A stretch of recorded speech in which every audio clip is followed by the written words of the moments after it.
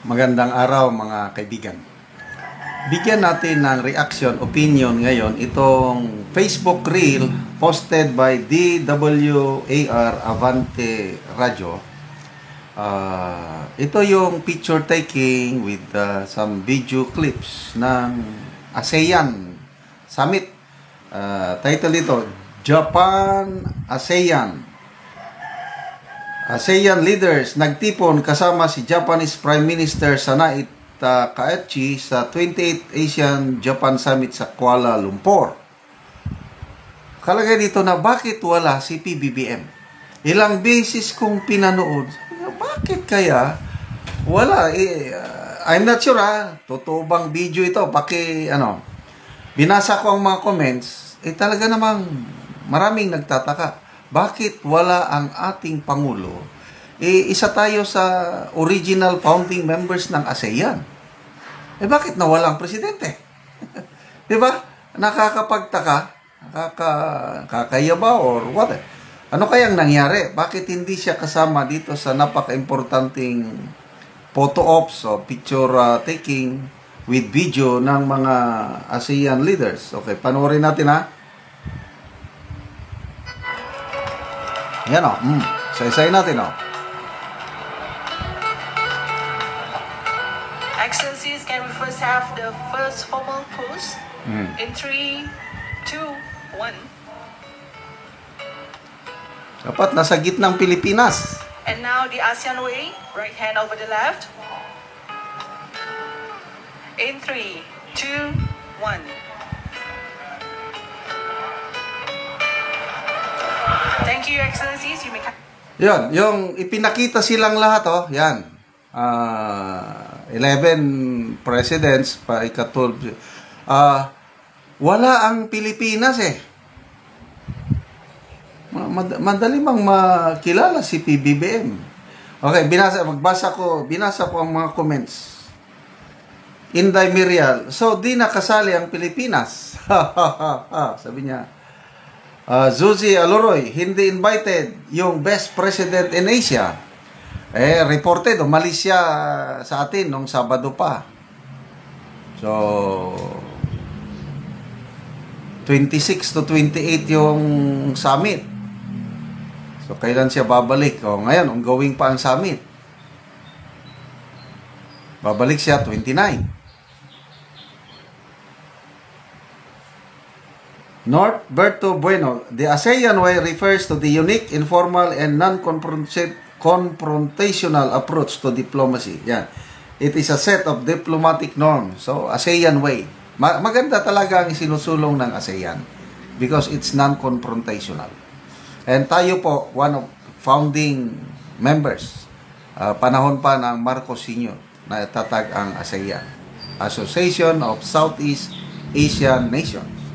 Mga original, ang alam ko, Philippines, Malaysia, Singapore, Thailand, Vietnam, sino pa ba? May isa pa. 6 ang alam kong original na, Ed Jofran, pinag-usapan dyan ay mga modern techniques sa flood control mitigation. Arnold Knight, hayop na yan sa balita, pumunta sa Malaysia, umuwi yata, nagtampo, baka hindi pinautang.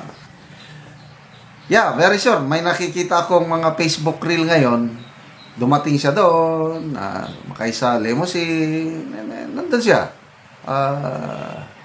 Dapat maipaliwanag ni Auntie Claire, bakit wala ang Pangulo dito?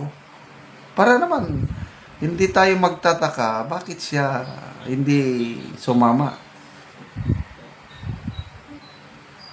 Jobert Fernandez, bakit ala singag ba?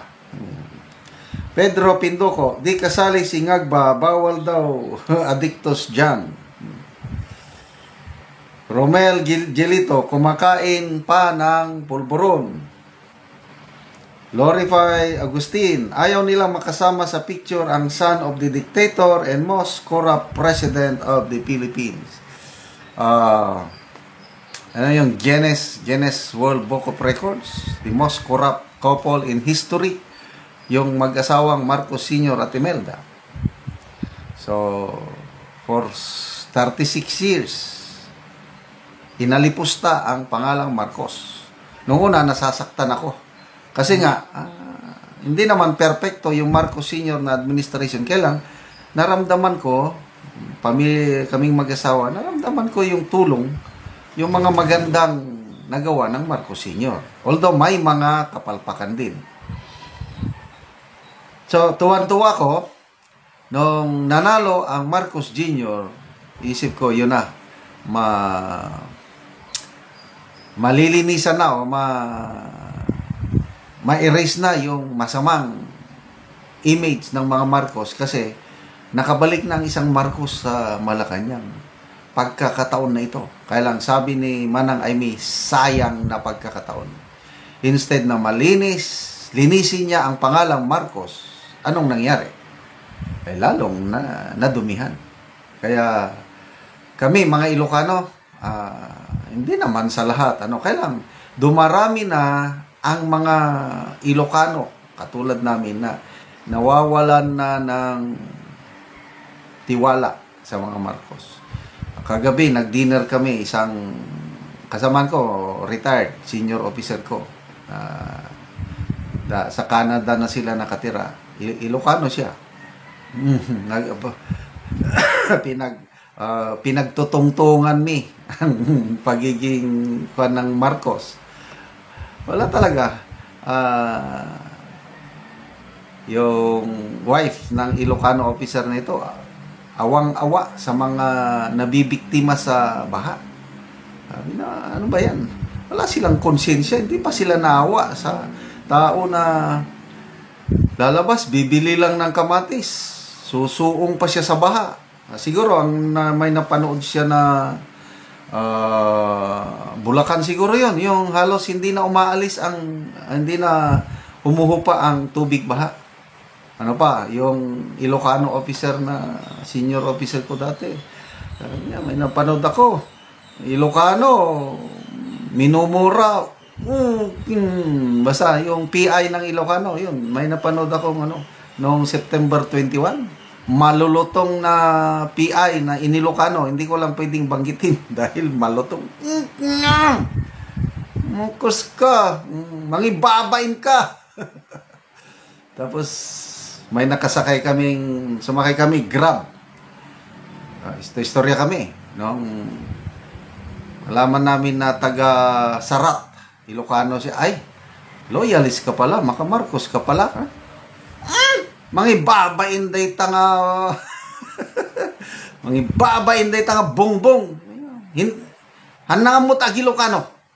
Hanga Ilocano day ta. Ni Manang Aimee, yan, marunong mag-Ilocano. Yan, si Bongbong, mangibabain. Ibabain, nakakaya. Anyway, salamat mga kaibigan sa inyong pagsubaybay sa ating channel. Nakakatulong kayo na malaki sa tribong Talandig ng Bukidnon. Dahil ang income natin sa channel na ito is pantulong po sa tribo. Namimigay tayo ng mga libreng yero at pako dahil para makapagpatayo naman tong tribo ng mas maayos na tirahan. Panoorin nyo ang video na ito.